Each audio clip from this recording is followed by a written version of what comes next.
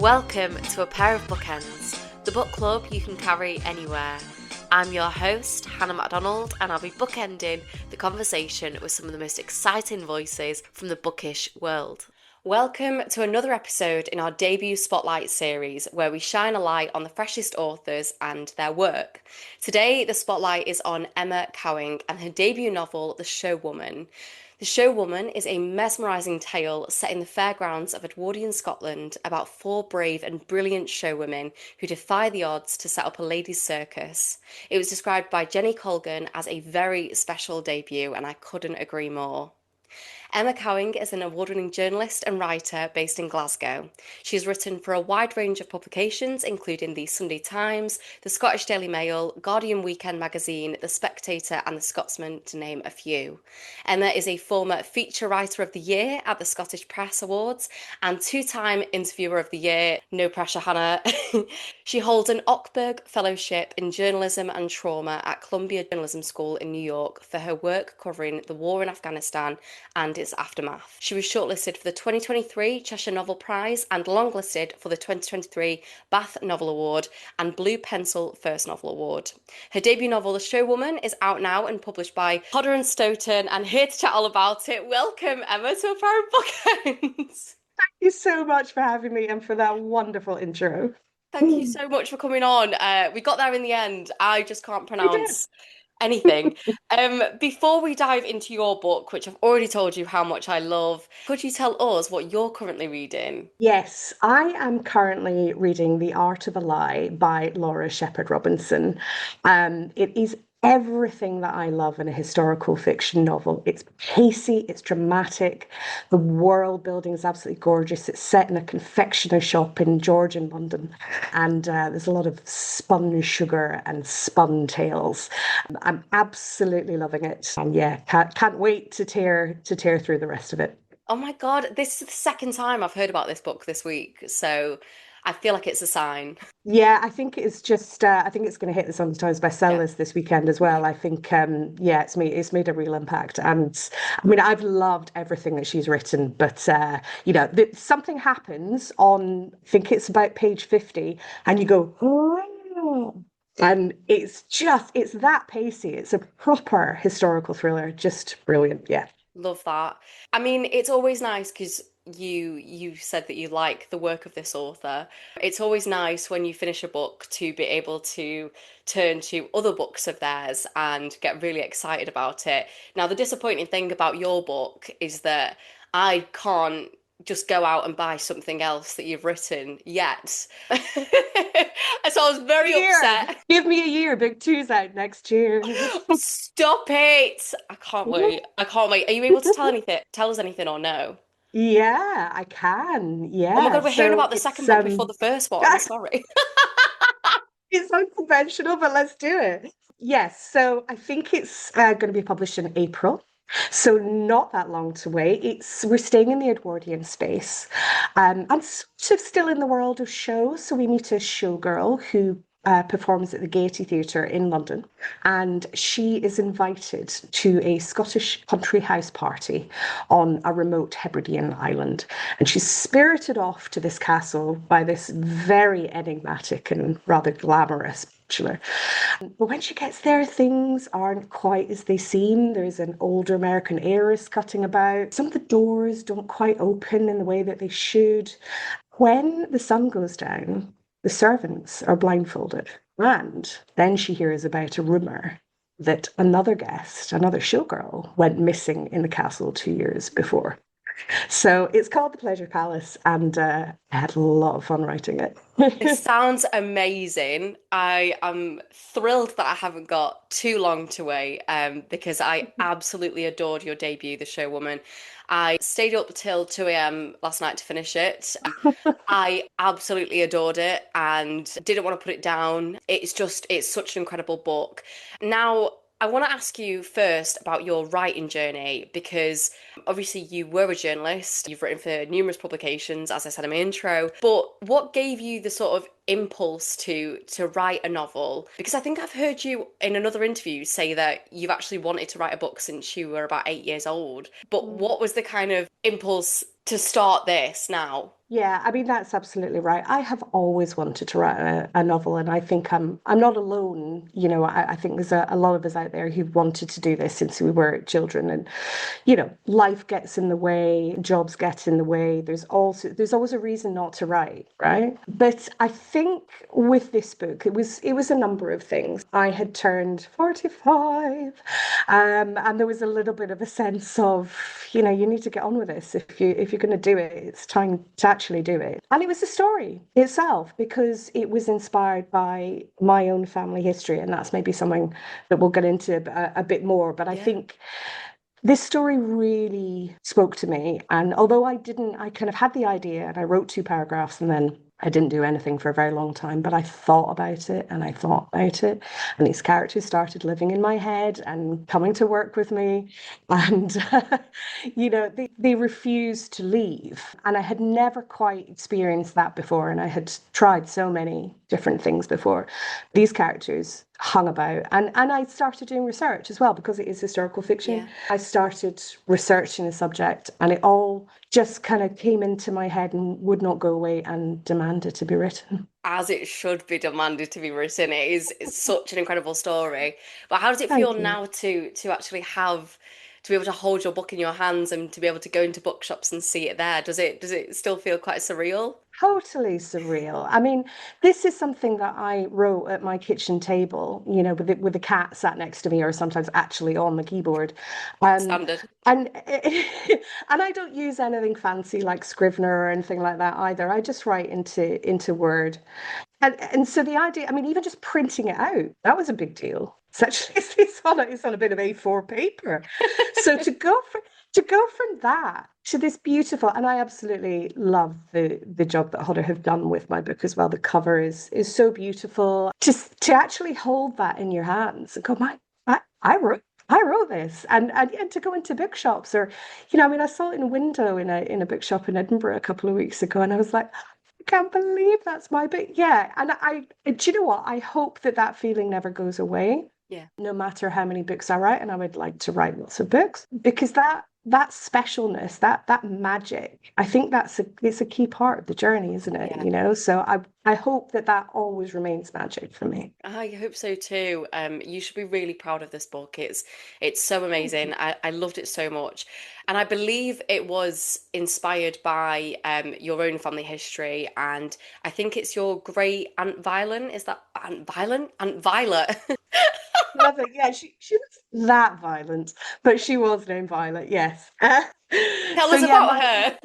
yeah. So I mean, I had heard a few stories about her when I was growing up, but I think when you're younger, you're not actually that interested in the past and where you came from. You're interested in the present, you're interested in Mhm. the future, you're interested in you. And quite often, by the time you do get interested in the past, there's not that many people left to ask. But I was lucky. So what had happened was my mum and I sat down with an old box of family photographs. It was actually an old chocolate box. And here was this photograph. And it was sepia tinted. Here's this beautiful young woman. She's got enormous hoop earrings. She's wearing this lovely waistcoat and a frilly shirt. And round her head is this headdress made of coins. It's not your average family photograph, right? No. And I looked to my mum, I was like, who is this? And she's like, Santi Vi. And that was when I started to learn more about this woman's story. She had been a trapeze artist, she'd been a bareback horse rider, and that my great grandparents had been traveling show people. They ran a traveling theatre between the 1880s and the 1910s. They had 7 children, and they travelled across Scotland every summer with this travelling theatre, and they followed the routes that the fairs took. And I was just blown away by this. It was so fascinating to me. And so I started rooting around in the archives and looking for documents that, sort of marriage, birth, death certificates, census records. And as I did that, I started seeing a particular word associated with the women in my family under profession. And it was showwoman, all one word. And I thought, I don't really know what that word means. We know what a showman is, we know what a showgirl is, but a show woman? Hmm. I like the way it sounds, it's got energy and power behind it. And then when I started digging into show women themselves, I found that actually they really did have some power because they operated outside the constraints of mainstream society. Hmm. They handled money. They took over shows. If the men died or were incapacitated, they kept the shows on the road. And all that started coalescing for me into a really tantalizing idea about a female only circus act. And that's how the show woman was born. God, I love that so much. It's such a enchanting setting, isn't it? Like it's just the excitement of the circus and that world and getting to see people do these. It's almost like magic tricks, isn't it? Because you just can't believe that people can do those things with their bodies, like the trapeze artists. And is it bareback horse riding? Is that how you say it? Bareback horse riding, Bareback. yeah, Yeah, which, yeah. it's just amazing. You've got this amazing cast of characters, and I loved them all so much. We love to see strong female characters, and they each come to the story carrying their own kind of baggage. They've all got their past secrets and trauma. What inspired this amazing cast? Yeah, that's such a good question. I think I started with Lena, who is the kind of the protagonist of the show woman title. And we meet her at the moment where her life is at a crossroads. Her father is just about to die, and in fact does die in the first few pages. And her mother has disappeared, and she doesn't really know what to do next. She's at Vinegar Hill, which was a real showground in Glasgow, where some of my family did spend their winters. And the new season is about to start, and her father's kind of, old battered carousel of which he has fallen and then died is not really what she wants to be lugging around the fairgrounds of Scotland for the next 6 months. So she decides that she has to do something different. And that's where she gets this idea when she sees Violet that they should form this circus together. In terms of the characters themselves, I think because Lena's the protagonist, I wanted her to be slightly sensible, slightly sturdy, I mean, she's grieving. And that's something that I kind of borrowed. That definitely came from my own life. I'd lost my dad in 2019, and I had the privilege, and actually, I really do think it is a privilege of being by his bedside while he died. And I sat with him for 3 days, just like Lena does in the book. And there was something very kind of strangely beautiful and sad about that I really almost needed to write about, Yeah. actually. And so that was really a kind of a starting point for her. Like, your world has broken. You need to create a new world for yourself, and you're on Hmm. your own. How do you do that in 1910 as a working class female society outsider? Hmm. So that was the starting point for her. Violet is larger than life. She is a big, brash, not always easy to love character, although readers have been telling me they absolutely love her, which I'm Yeah. thrilled with. And I needed her to be a bit of a counterpoint to Lena. These are childhood friends who aren't always friends. They have definitely been frenemies at times. And, I wanted to have fun with that. I wanted to have fun with the intricate and not always easy world of female friendships, because we all know that women don't always get along, even in the closest of friendship groups. And there's another layer here because they're working together, they're living together, they're traveling together. And yeah, so into that sort of interesting mix of two, we then meet Rosie, who is fleeing an abusive household. And she is kind of she's the outsider because she comes from a quote unquote flatty background. She's never been part of the traveling or show people community. And she's kind of the reader's eyes and ears into that world. What does it look like if you don't know what it looks like? But she's got a real strength to her, a strength that she found in order to leave the world that she was being suffocated by at home. And that strength unfolds in different ways throughout the book. And I loved writing her, actually. And then we have Carmen, and Carmen has her own secrets, but she's also an incredibly talented acrobat. And yeah, they're all searching for something, and they're all running from something, but they're also running into something Hmm. together.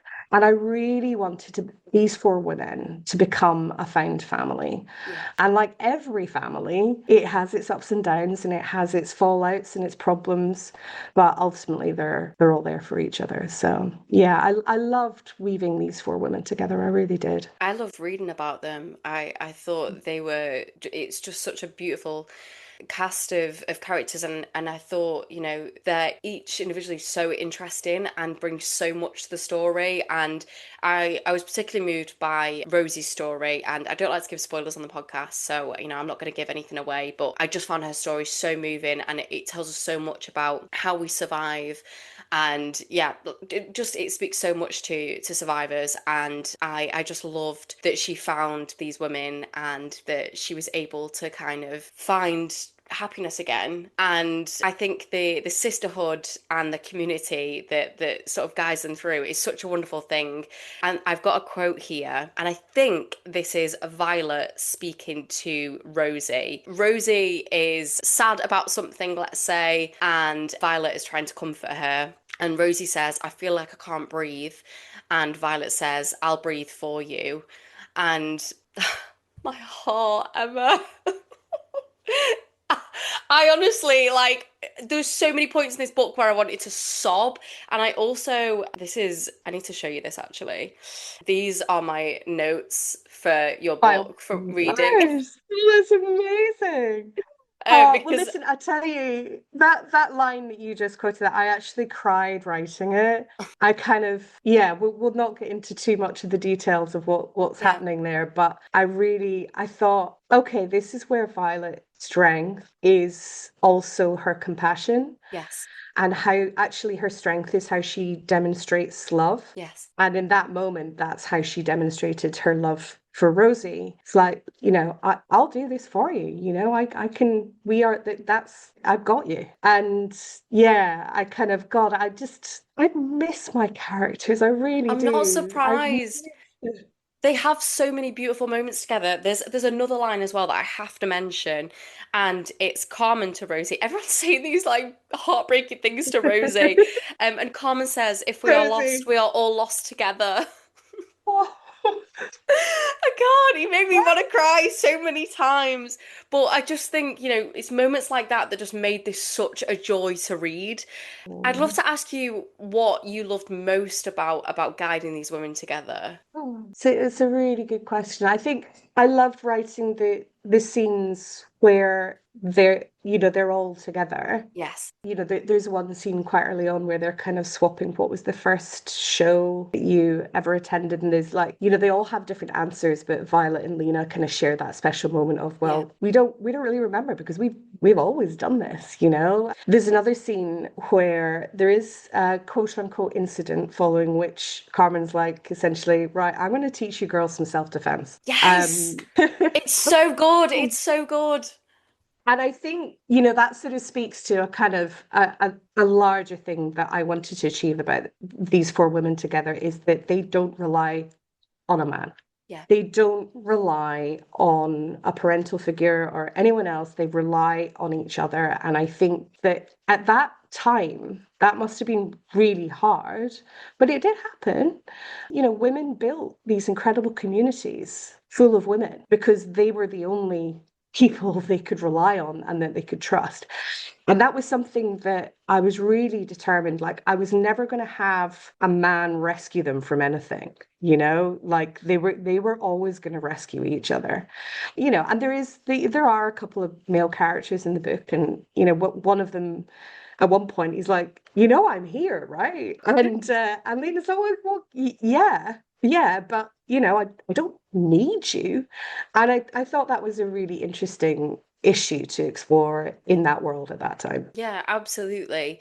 I mean, these women are just so beautiful. I keep saying the same words, beautiful and amazing, but they really are so beautifully written and fleshed out. And you just allow them to be kind of complex and nuanced, and there's no kind of shame in any of that. And I just loved it. They're just really rich women, and it's just so nice to get to read characters like that. And I want to touch on Violet because I was really interested in her story. and in the way that you explored sexuality, because I think sexuality is such an interesting thing to read about during this specific period, because I think it's a time where obviously there are societal norms, and it's very kind of the traditional heteronormative marriage, like that's their societal norms and ideals. But there is more of an awareness at this time of shifting sexualities. There's, I think it's 1911. I could be wrong. Where there's the first gay pub or something in London. It's like become known.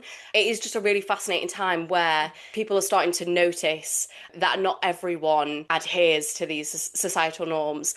I want to talk a little bit about that and what it was like exploring Violet's character and what life would have kind of been like for her during that time. Yeah, I think there's no doubt that it wouldn't have been easy. And I think I wanted to kind of pay respect to that, while at the same time, I kind of wanted her to slightly give zero Fs about it and to be unapologetic. And there is a queer love story in the novel, and I wanted that just not to be treated as anything other than a love story. Yeah. I didn't want it by the people around them, the people who cared for them. I wanted that just to be treated like it should be, basically. Yeah.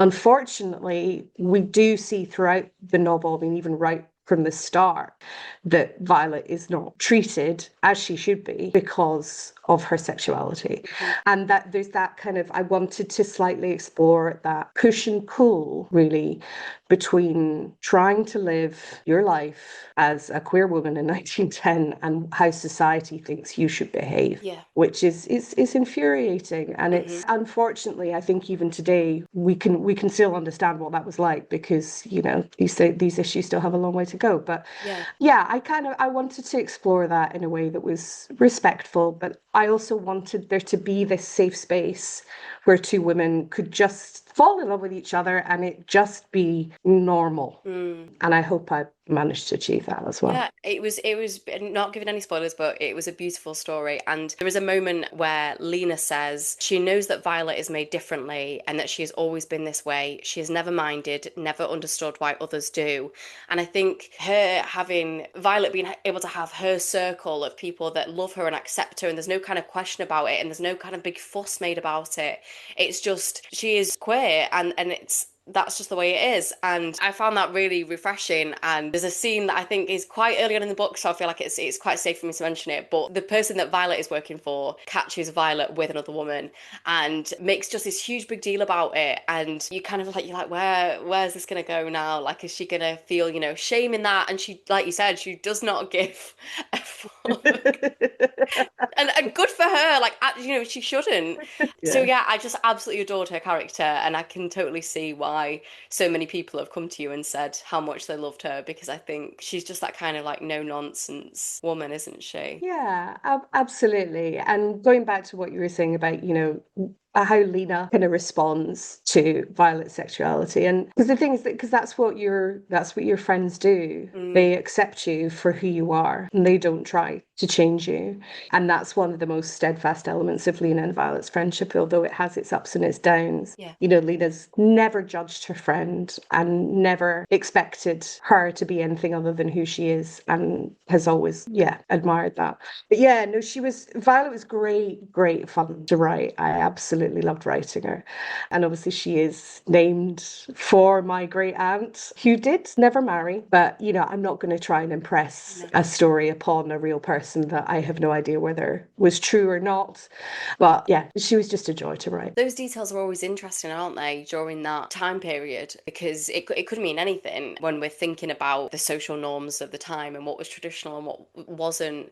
I'd actually love to ask you about writing about that era. And it was quite unusual for women to be stepping out on their own, especially when it comes to business. These women are often laughed at, but the sort of outside of their all ladies series Circus, there is another character called Serena Linden, who is a huge name in the circus world in this book. She has really built a name for herself. Her business is thriving, but that wouldn't have been the kind of, I don't know if norm isn't the right is the right way to look at it, but I mean, she would have been looked down or made fun of, I guess.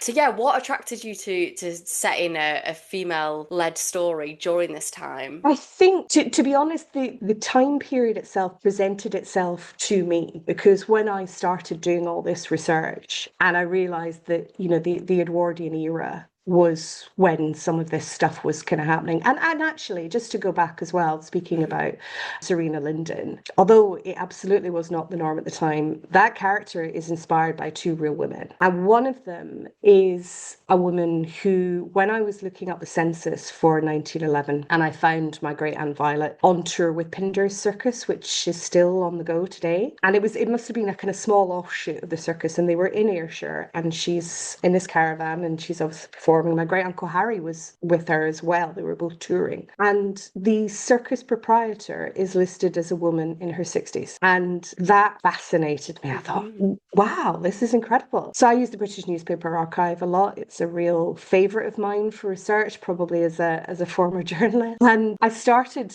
reading, I found these adverts essentially that were placed in local newspapers in Scotland it was in the 1890s, talking about being a royal circus. And I read more about them and discovered that, again, it was run by a woman. And she started being invited to Balmoral while Queen Victoria was in residence over the summer period in the 1890s. And they would perform out in the grounds, and Queen Victoria would come and watch through her opera glasses. And she started bestowing gifts on this female circus proprietor. And, really kind of, there was I don't know if it was quite a friendship, but there was a relationship there. And again, I was blown away by that. And I, magpied that Yeah. and put some of that into the novel. So, as you say, it's not the norm, but it did happen. Yeah. We have always had powerful women. We haven't always heard about them because Mm. women's history is so often hidden history, Yeah, and they that love to was, hide us, don't they? yeah, don't they just? And yet wherever you go, I mean, women are everywhere. So sorry to break it to you, lads, but we, we've been here all along, and we've been creating history all along, and it's Mm. about time we started telling these stories. And yeah, just to go back to what you asked me about an hour ago, sorry, I went off on a huge No, I tangent. love all of this. Listen, I am obsessed with the Edwardian period. It is so short. Technically it actually came to an end in 1910 when King Edward died, but most people see it as lasting until the outbreak of World War One, 1914. So it is a minimum of 10 years, a maximum of 14 years, actually 13 because Queen Victoria died in 1901.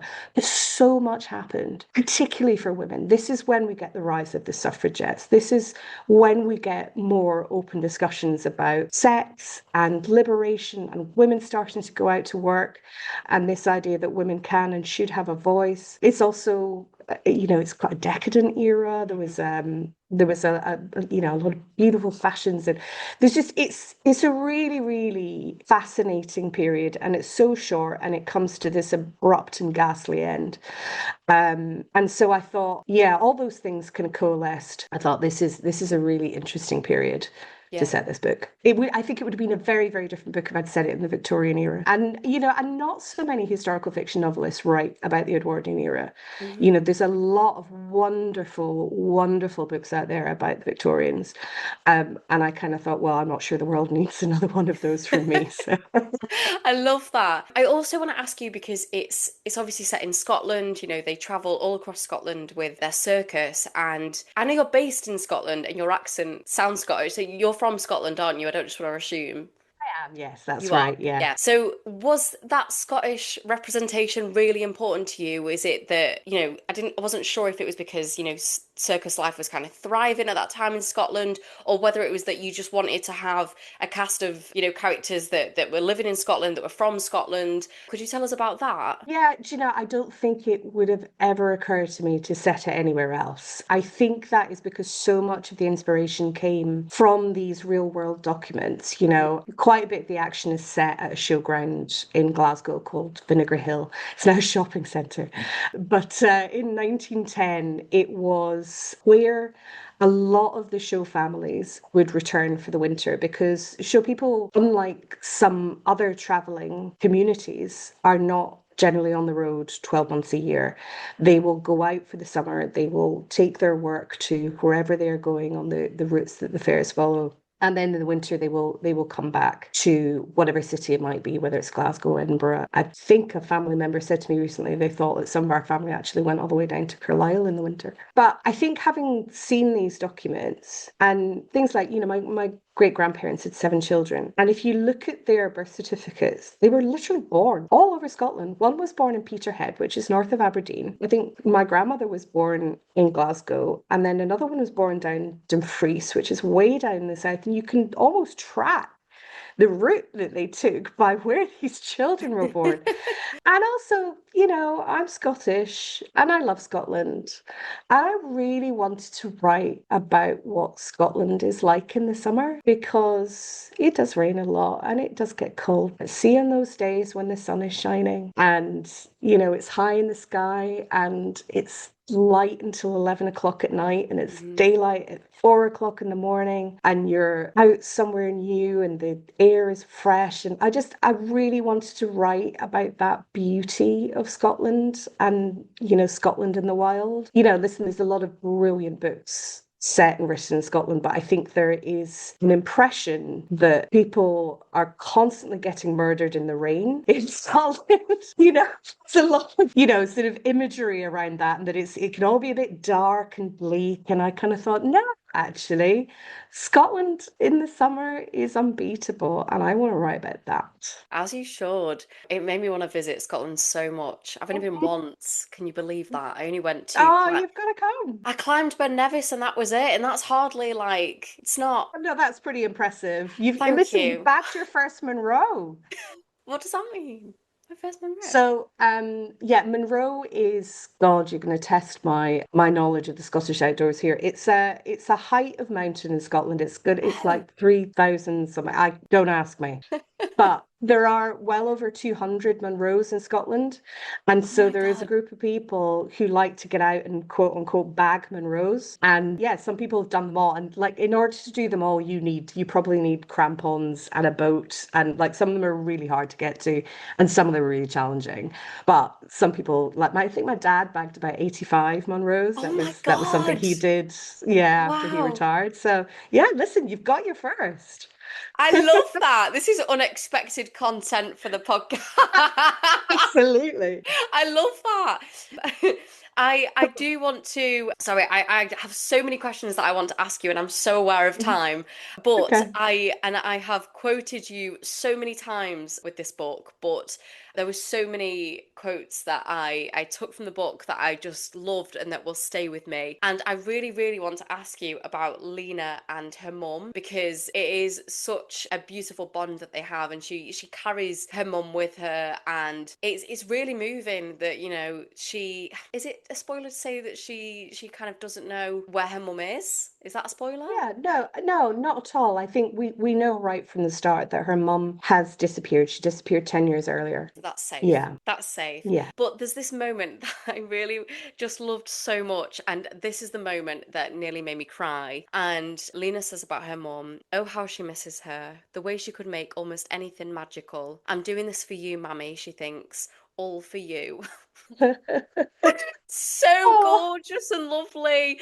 And I just think just the way she carries her mum with her in everything she does is just such a beautiful way to capture that mother-daughter dynamic, because I do think it can be a really special one. Obviously not in every case, but I know that it can be. And you dedicated this book to your mum, who you've described as the original showwoman. What drew you to writing about this special bond? so yeah, I mean, I'll tell you a bit about my mum first, who I is would love that. redacted redacted years old. I can't tell you how old she is, or that special mother-daughter bond would sadly be over permanently. But yeah, I mean, I couldn't have written this book without her because she was my primary source. I was able to go to her and say, so can you tell me about this? Or what about that? I mean, Tommy Pony, that was the real name of Violet's horse. And she told me that. There's lots of little stories interwoven in the book that come from stories that my mother picked up from her Aunt Violet. I should say she actually shared a bedroom with Auntie Vi growing up because Auntie Vi was unmarried and she moved in with my grandparents. And so my mother knew her very, very well and was very close to her actually. So my mum read this before anyone. She read the first 10,000 words when I was really nervous about it. And she was like, I think this is quite good, Emma. And like my mother, A, does not dole out praise like sweeties, and B, is really like she's a huge reader. She got me into reading. This is a woman who bought me Aldous Huxley's Brave New World and George Orwell's 1984 for my 14th birthday. So she got me into reading. So I took her opinion very seriously. So yeah, that's a bit about her. In terms of writing about that bond, I will be honest and say that actually, because Lena's mother is absent for much of the book, it's grief really was what I was writing about, and that goes back to losing my dad because that I was very close to my dad. And yeah, I can, going back to what I said before, I almost kind of felt like I needed to write about that grief and how I felt. And so I'm kind of threading that. And of course, her father has also died. And so there's this kind of confusion about where her mother is. It's almost like a kind of a living grief. And then there's the kind of, the grief for her dad as well. So yeah, I was definitely kind of trying to channel that and try and give voice to some of my feelings. And, I mean, there's that famous saying that, grief is another form of love. And of course it is. Of course it is. And there is a magic, a weird magic about grief. It's completely unpredictable. You can't control it.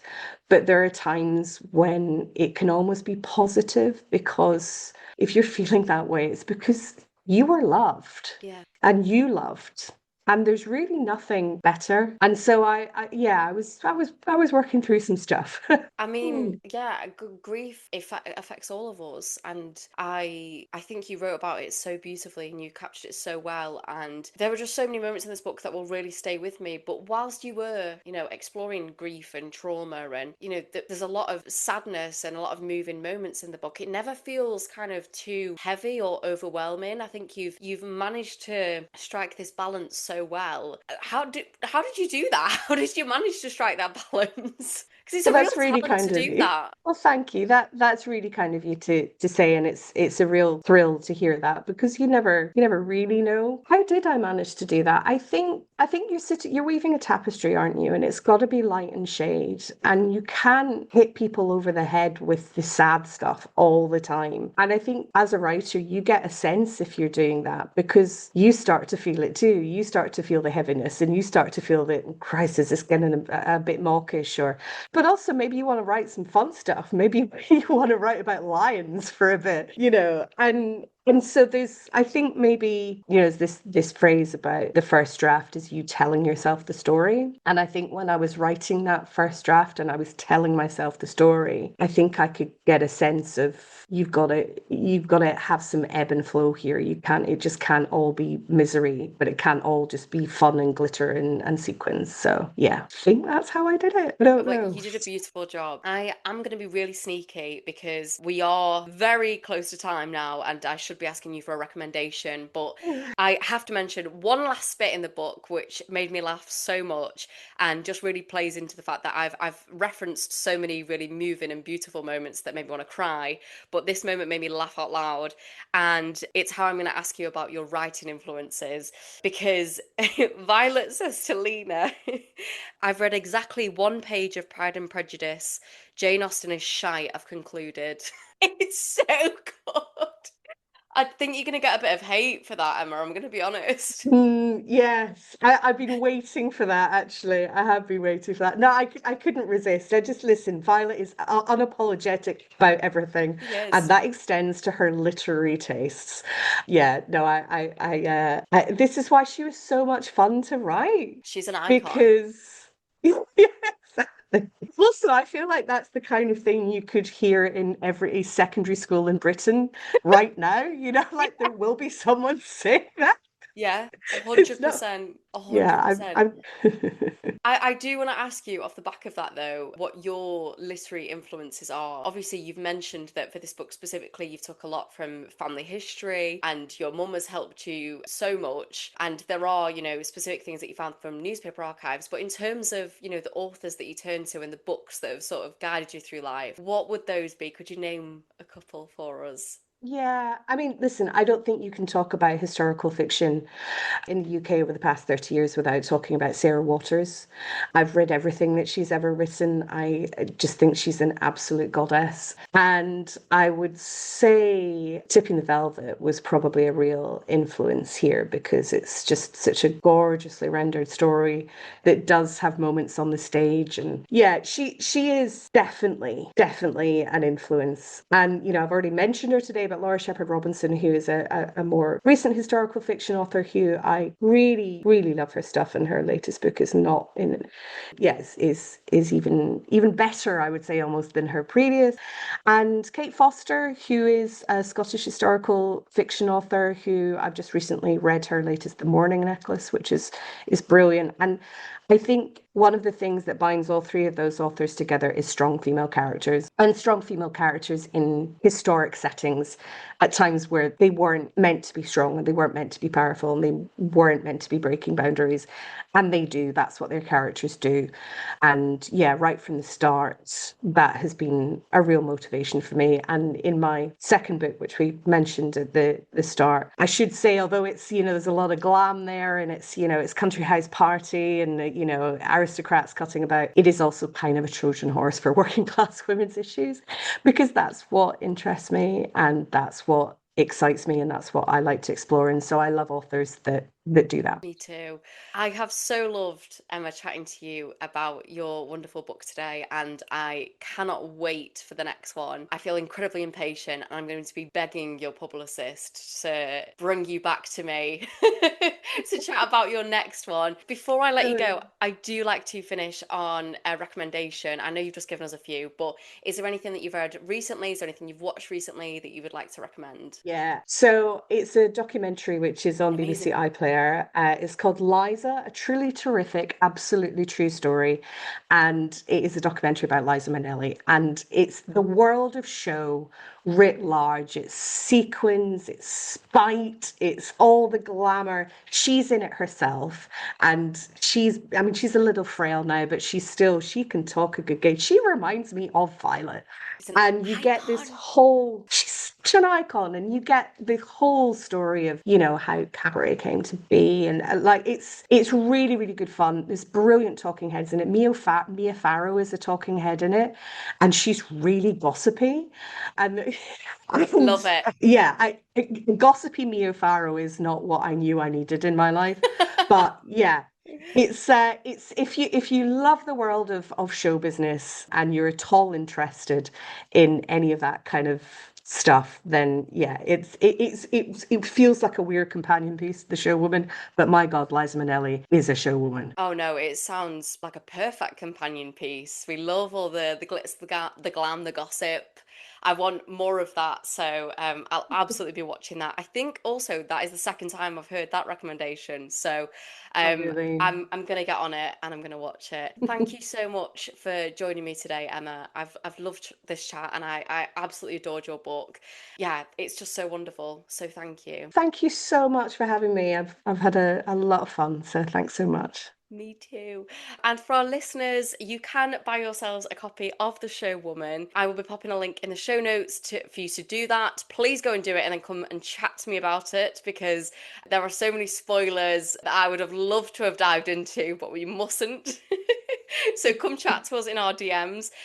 Where can the listeners find you, Emma, on social media? Yeah, I'm mostly on Instagram and it's just at Emma Cowing. Amazing. And if you enjoyed this episode, please don't forget to rate, review, and subscribe. And you can follow us at Pair of Bookends Pod on Instagram and at Pair of Bookends on Twitter and TikTok. That is all we've got time for. So thank you so much again, Emma, and thank you, listeners, for listening. Bye.